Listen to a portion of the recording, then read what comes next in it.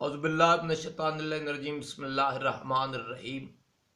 حمد و ثنا اللہ رب العزت کی بارگاہ میں کہ جو ہر لحاظ صلاح کی حمد و ثنا ذات ہے،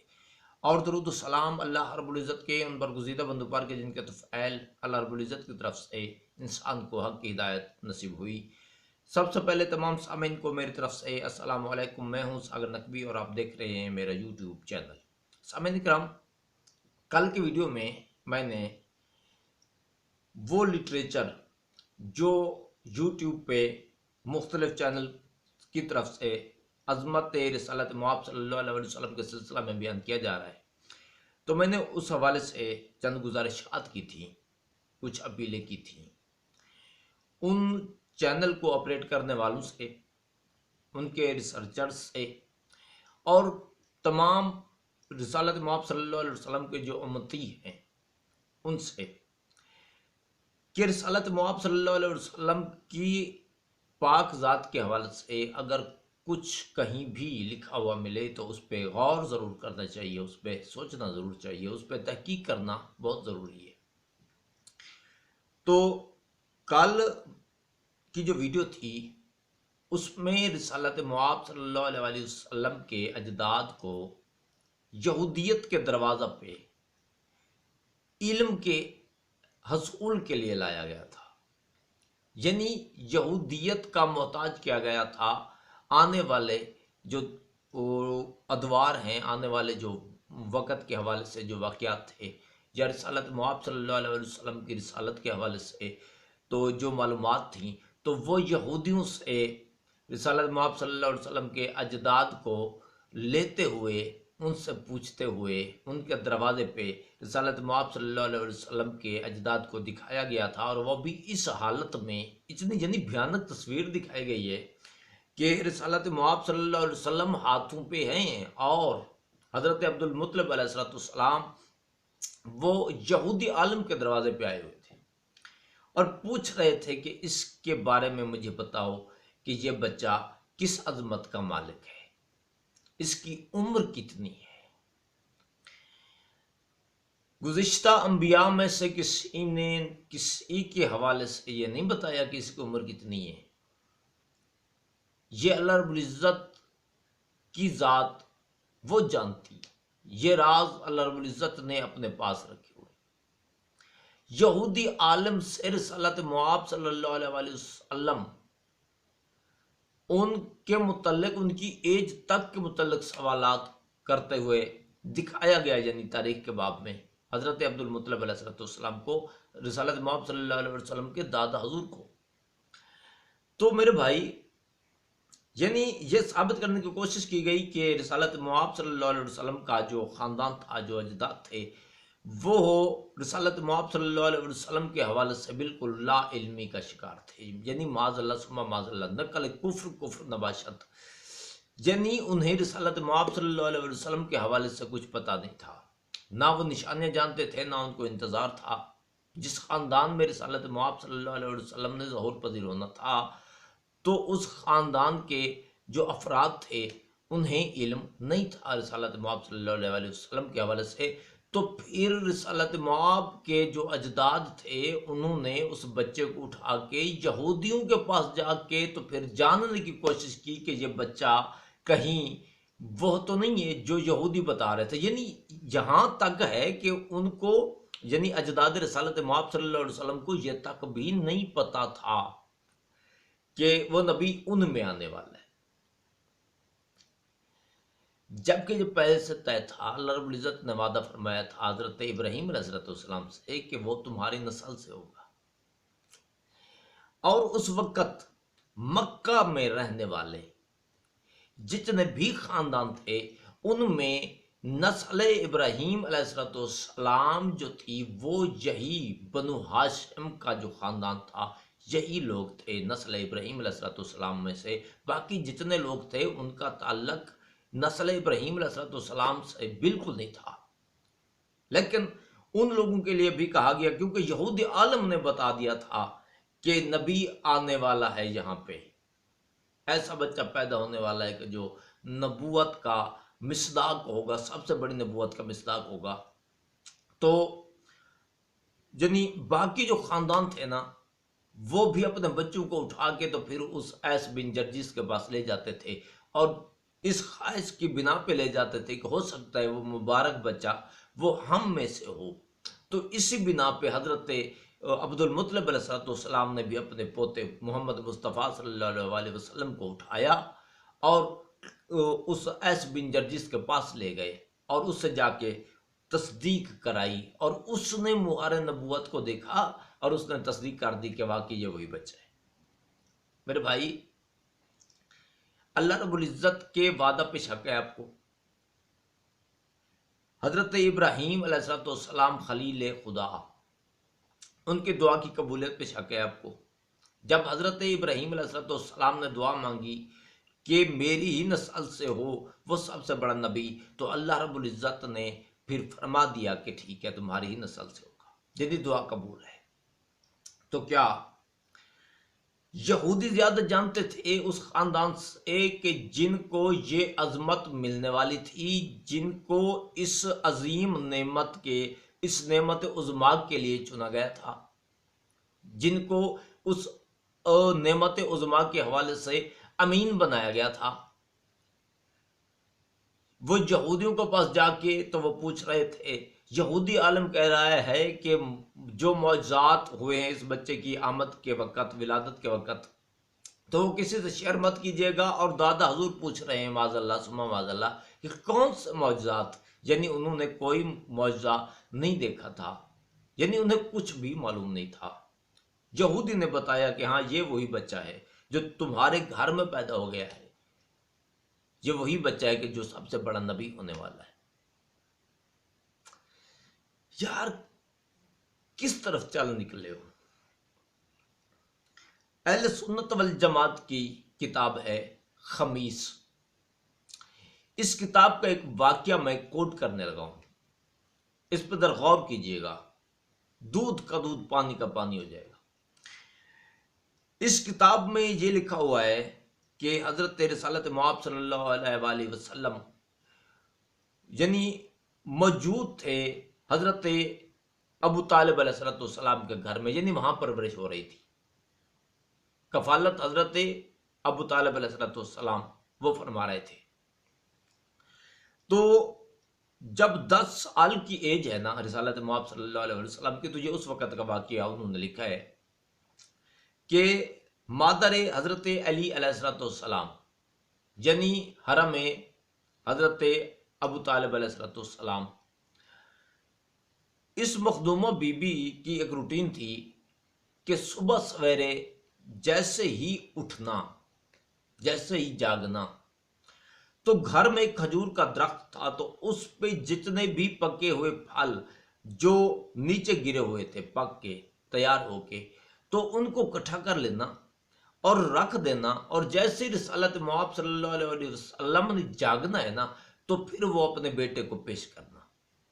یہ یعنی ایک معمول تھا، ایک ترتیب چل رہی تھی اس مخدومہ کی طرف سے۔ تو ایک دن بی بی اپنے معمولات زندگی میں مصروف ہو گئی، گھر کے کام کاج میں مصروف ہو گئی، تو وہ کھجور کے جو پکے ہوئے دانے تھے نا وہ چننا بھول گئی۔ تو جو باقی خاندان کے بچے تھے وہ آئے تو وہ چن کے لے کے چلے گئے۔ تو جیسے رسالت مآب صلی اللہ علیہ وسلم 10 سال کے محمد مصطفیٰ صلی اللہ علیہ وسلم جاگے ہیں، تو بی بی نے جب چہرہ دیکھا ہے نا بیٹے کا تو فوراً سے خیال آیا کہ میں نے آج کھجور اکٹھی نہیں کی، تو جلدی سے کھجور کے درخت کی طرف گئی، لیکن جب جا کے دیکھا تو وہاں کھجور نہیں تھی، بچے لے گئے تھے۔ تو بی بی کے چہرے پہ نا پریشانی کے آثار آئے۔ رسالت مآب صلی اللہ علیہ وسلم 10 سال کے محمد مصطفیٰ صلی اللہ علیہ وسلم نے ماں کے چہرے اقدس پہ پریشانی دیکھی، تو جا کے پوچھا کہ امی جان پریشان کیوں ہیں؟ تو بی بی نے فرمایا کہ میرا بیٹا معافی چاہتی ہوں، آج میں آپ کے لیے کھجور اکٹھی نہیں کر سکی، کیونکہ میری روٹین ہے، میں کھجور اکٹھی کر کے رکھتی تھی، جب آپ جاگتے تھے تو میں آپ کو پیش کرتی تھی، تو آج میں وہ کھجور جو ہے نا وہ اکٹھی نہیں کر سکی۔ تو جیسے ہی ماں کی زبان سے یہ الفاظ سنے تو ساتھ لیا بیوی کو، ساتھ لیا ماں کو، اور اس درخت کی طرف چل پڑے 10 سال کے بچے۔ درخت کے پاس جا کے اب یہ دیکھیں کہ اس خاندان کے ایک ایک فرد کا، ایک ایک مستور کا، ایک ایک بیوی کا مقام اور رتبہ دیکھیں کہ چہرے پہ پریشانی ہے۔ اس پریشانی کو دور کرنے کے لیے حضرت محمد مصطفیٰ صلی اللہ علیہ وسلم نے اہتمام کیا ہے، ماں کو ساتھ لے کے درخت کے قریب آئے ہیں، اور دونوں بازو، یہ صاحب کتاب لکھ رہے ہیں کہ دونوں بازو وہ 10 سال کے بچے محمد مصطفیٰ صلی اللہ علیہ وسلم نے بلند کیے۔ جیسے ہی بازو نیچے کے یہ درخت نے جھکنا شروع کر دیا، اتنا جھکا کہ 10 سال کے بچے محمد مصطفیٰ صلی اللہ علیہ وسلم نے خود اپنی مرضی سے پکی ہوئی کھجور کے دانے توڑ لیے، اور ماں کو دکھا کے وہ دانے کھائے تاکہ پریشانی دور ہو جائے کہ میں نے کھجور کھا لی ہے ماں، پریشان مت ہوں۔ تو یہ عمل کر کے نہ تو 10 سال کے محمد مصطفیٰ صلی اللہ علیہ وسلم تو وہ باہر تشریف لے گئے۔ بی بی حیرت کے عالم میں نہ وہ منظر دیکھ کے تو نگاہیں درخت پہ ٹکی ہوئی ہیں۔ درخت پھر اپنے اصل مقام پہ آ گیا، رسالت مآب صلی اللہ علیہ وسلم وہ باہر چلے گئے۔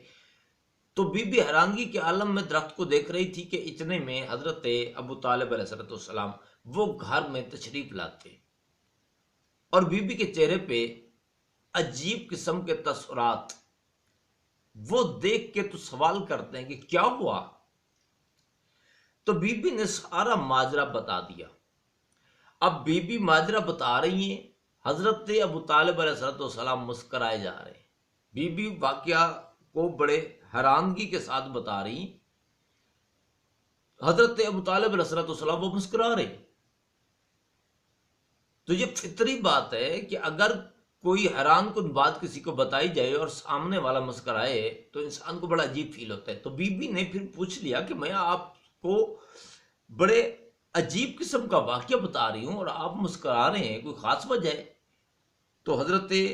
ابو طالب علیہ السلام نے بی بی سے فرمایا کہ میں تمہیں مبارک دیتا ہوں۔ کس بات کی مبارک؟ تو حضرت ابو طالب علیہ السلام نے فرمایا کہ مبارک اس بات کی کہ یہ جو بچہ محمد ہے نا، جس کی پرورش آپ کر رہی ہو، جس کی پرورش کی سعادت آپ کو نصیب ہو رہی ہے، یہ بچہ ان قریب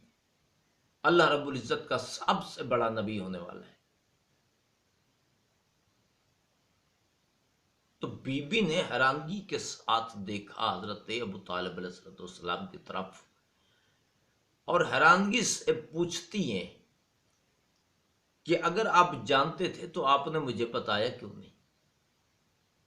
تو سرکار نے فرمایا کہ صرف اتنی خبر نہیں ہے، ایک اور بھی میں آپ کو مبارکباد دینا چاہتا ہوں۔ یہ بیٹا، یہ محمد بیٹا، تمہارا محمد بیٹا اللہ رب العزت کا آخری نبی ہونے والا ہے، اور ان قریب آپ کی گود میں ایک اور بچہ آنے والا ہے جس کا نام علی ہوگا، وہ اس محمد کا جانشین ہونے والا ہے۔ مبارک اس لیے دے رہا ہوں کہ 2 بیٹے اللہ رب العزت نے آپ کے حوالے کیے، آپ کو دیے، اور آپ کو ان کی پرورش کی سعادت نصیب ہوئی، اور وہ دونوں اللہ رب العزت کی طرف سے اہم ترین عہدوں پہ فائز ہونے والے۔ تو یہ واقعہ بیان کرنے کا مقصد یہ تھا کہ یہ خاندان لا علم نہیں تھا ان نعمات عظما کی عطا کے حوالے سے، یہ منتظر تھے، ان کو پتا تھا۔ ایسے نہیں کہ جب اس جہان میں آئے تو پرورش اسی خاندان نے کی، جب اعلان نبوت فرمایا تو محافظت اسی خاندان نے کی، قربانیاں اسی خاندان نے دیں، بیکاٹ پورے مکہ کا اسی خاندان نے سہا۔ وہ اور بات ہے کہ جب ایمان کے حوالے سے بات آئے تو مسلمان کے پاس ایمان اس قدر کم پڑ جاتا ہے نا کہ جنہوں نے جان بچانے کے لیے کلمہ پڑھ لیا تھا اور اس کے بعد بھی انہوں نے اپنے کردار سے بتایا کہ انہوں نے اسلام کو کتنا قبول کیا تھا دل سے، تو ان کو مسلمان ہر صورت بنوانے کے جتن کیے جاتے ہیں، حتیٰ کہ خون تک بہا دیا جاتا ہے اگر کوئی ان کے حوالے سے حقیقت بھی بیان کر دے، ان کی کوئی اصلیت بتا دے، تو ان سے لڑائی جھگڑے پہ بات آ جاتی ہے۔ اور جن ہستیوں نے، جس خاندان نے رسالت مآب صلی اللہ علیہ وآلہ وسلم کے ہر قدم پہ محافظت فرمائی، قربانیاں پیش کی، بیکار سہا، نصرت کی، تو ان کے لیے ایمان جیسا لفظ بھی مسلمان کے پاس نہیں ہوتا، ایمان جیسی چیز بھی مسلمان کے پاس نہیں ہوتی۔ سچی بات ہے، انسان وہی چیز دوسرے کو دیتا ہے کہ جو اس کے اپنے پاس ہوتی ہے۔ کسی کو ایمان وہی دے گا، کسی کے ایمان کا قائل وہی ہوگا جس کے اپنے پاس ہوگا۔ حضرت ابو طالب علیہ السلام کے ایمان کا قائل وہی ہوگا